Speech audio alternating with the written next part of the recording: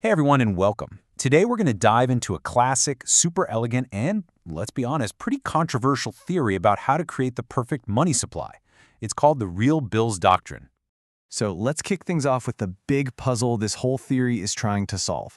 How do you create a financial system that provides exactly the right amount of money? Not so much that you get runaway inflation, but not so little that you grind the economy to a halt in a recession. How do you get a money supply that just perfectly expands and contracts with what the economy actually needs? And this is where the real bills doctrine steps in. It offers what it claims is a natural, almost automatic answer to that very question. It promises a financial system that's always in balance. Now, at its core, this doctrine isn't really about the cash a government prints.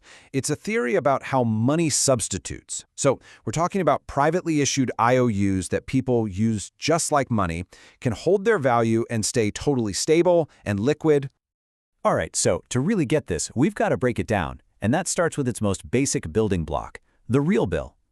So a real bill is a specific kind of IOU. It's called a bill of exchange.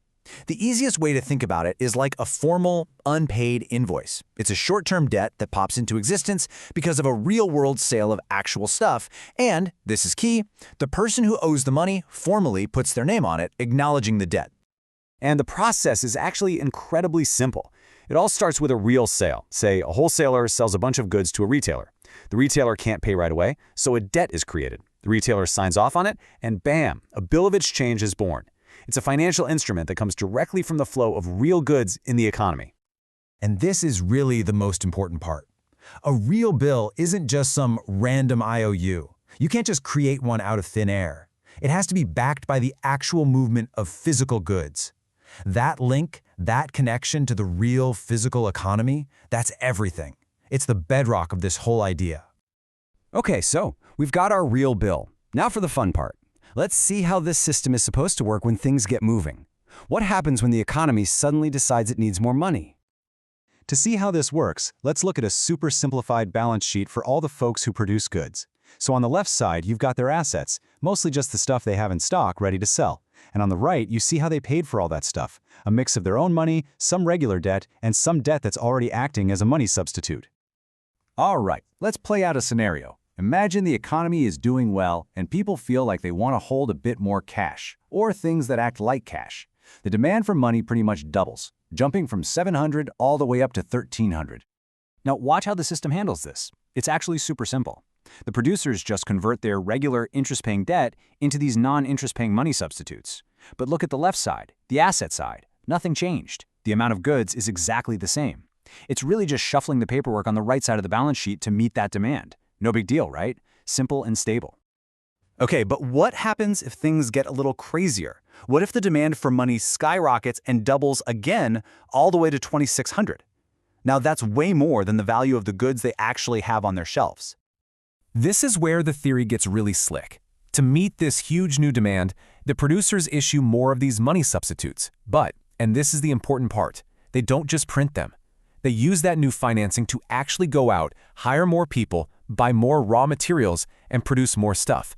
Both sides of the balance sheet grow together, perfectly in sync. More money gets created, sure, but it's 100% backed by more real goods. So the really crucial thing to understand here is that this isn't just a financial trick. It's a real shift in the economy. You're pulling resources away from, say, long-term construction projects and redirecting them to make more consumer goods that can be sold quickly.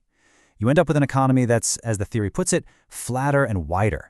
It's all geared towards churning out more stuff people can buy right now.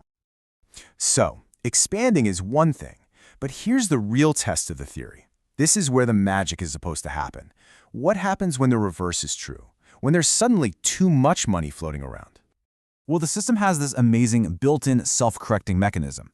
If people find they have more money than they want to hold, what do? They spend it. And what do they spend it on? Well, they buy the very consumer goods that were created to back that money in the first place. So the producers sell their inventory, they get the cash back, and they use that cash to cancel the exact same debt that created the money. You see how that works? It's this beautiful self-correcting loop. And what you get is this. Well, this perfect symmetry. As the goods on the asset side get sold off, the money substitutes on the liability side that were used to buy them are retired at the exact same time. Both sides of the balance sheet shrink together automatically, without causing a crisis. It's pretty elegant. Now, this beautiful expansion and contraction, this perfect symmetry, it only works because of one very specific secret ingredient. So let's pull back the curtain and see exactly what it is. Okay, so the whole thing, the entire doctrine, hinges on one simple but absolutely critical distinction. What is backing the money? If it's backed by liquid goods, stuff that's ready to be sold right now, the system can expand and contract and the debt is self-liquidating. But if you try to back your money with long-term assets like a factory or a machine, you create a massive problem. You can easily expand the money supply, but you can't contract it without risking a total meltdown. And here is the real danger. Think about it. If your money is backed by a factory and everyone decides they want to spend that money, what do? You can't just chop off a corner of the building and hand it to someone, right? The only way to get that money out of the system is to default on your debt, and that could trigger a chain reaction that brings the whole thing crashing down. So what this all boils down to is that real bills, backed by liquid goods, give you a two-way street. The money supply can grow, and it can shrink, safely. But backing it with long-term assets, that's a dangerous one-way street, where the money supply can go up, but the only way back down is through a crash. And that really brings us to the core principle, The only way to get that up and down elasticity, that stability, is by creating these money substitutes against goods that are already at the very last stage of production, stuff that's on the shelf ready to be bought. And that leaves us with a final question to chew on. Look, the real bills doctrine is an old idea, and it's definitely had its fair share of critics. But it makes you wonder, doesn't it? In our super complex modern financial world, is there a lesson to be learned from this old school idea of tying money directly to real stuff?